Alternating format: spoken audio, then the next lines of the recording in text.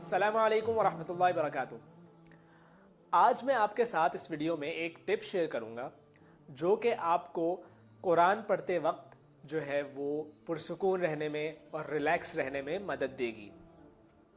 आपने नोट किया होगा बहुत सारे लोगों को जब वो कुरान पढ़ रहे होते हैं, तिलावत कर रहे होते हैं, ख़ासकर जब वो क़िरात कर रहे होते हैं, तो आपने देखा होगा कि उनका चेहरा जो है वो सुर्ख हो जाता है और जो उनके गर्दन के आज़ा हैं वो फूल जाते हैं और ऐसा लगता है कि उनकी जो आवाज़ है वो इस दबाव का शिकार है, वो आवाज़ दबाव का शिकार होकर थोड़ी फंस रही है। तो ये उसमें हमें ऐसा महसूस होता है। इस चीज़ को जो है ख़त्म करने के लिए, इस आदत को बेहतर बनाने के लिए, इस आदत को ख़त्म करने के लिए जो है वो हम एक टिप आपके साथ आज शेयर करेंगे जो इसमें आपको मदद करेगी कि आप कुरान पढ़ते वक्त जो है किस तरीक़े से अपनी आवाज़ को दबाव का शिकार होने से बचा सकते हैं।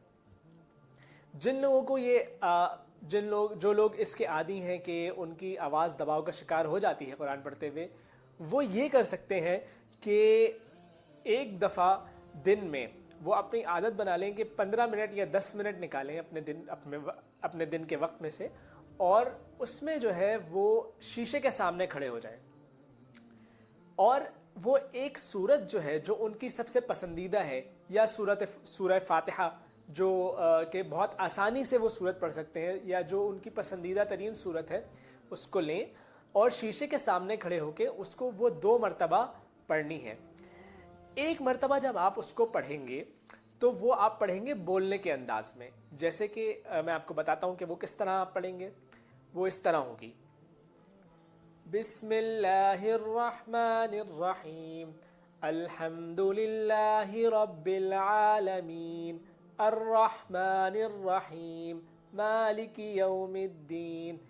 बिल्कुल पुरसुकून रहते हुए बोलने के अंदाज में आपने सूरत तिलावत करनी है तजवीद के साथ, सिर्फ लेकिन बोलने के अंदाज में। तो पहली दफ़ा इस तरह हो गई। दूसरी दफ़ा अब आपने ये करना है कि जब आपने उस तरीके से तिलावत या क़िरात करनी है जैसे कि आप आम तौर पे करते हैं पढ़ते वक्त, ताकि आप अब इसमें आपको अपने आप को शीशे में देखना है कि आपके चेहरे के ऊपर क्या उसके असरात होते हैं या क्या आपके रिएक्शन होते हैं जब आप तिलावत कर रहे होते हैं या क़िरात कर रहे होते हैं। आप ये देखें कि आपकी गर्दन फूलती है, क्या आपका चेहरा बहुत ज़्यादा सुर्ख हो जाता है या क्या आप दबाव का शिकार नज़र आने लगते हैं। तो ये चीज़ जो है आपने दूसरी दफ़ा जब आप क़िरात कर रहे होंगे या पढ़ रहे होंगे उस वक़्त आपने पढ़ते हुए नोटिस करनी है। जब आप ये कर लेंगे, दूसरी दफ़ा भी आप क़िरात कर लेंगे, तो फिर आप जो है पहली दफ़ा और दूसरी दफ़ा में देखें कि क्या जो है उसमें फ़र्क था।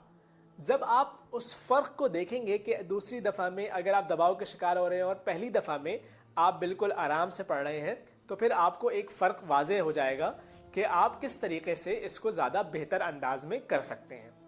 तो फिर इंशाअल्लाह आप कोशिश कीजिएगा कि आप जो है जब क़िरात कर रहे हों या तिलावत कर रहे हों आवाज़ से, तो आपकी आवाज़ पुरसुकून रहे और आप शीशे के सामने देख के अपने आप को, अपने आज़ा को देख के वो ये अंदाज़ा लगा सकते हैं कि आपके कौन से आज़ा जो हैं वो पुरसुकून रहने चाहिए।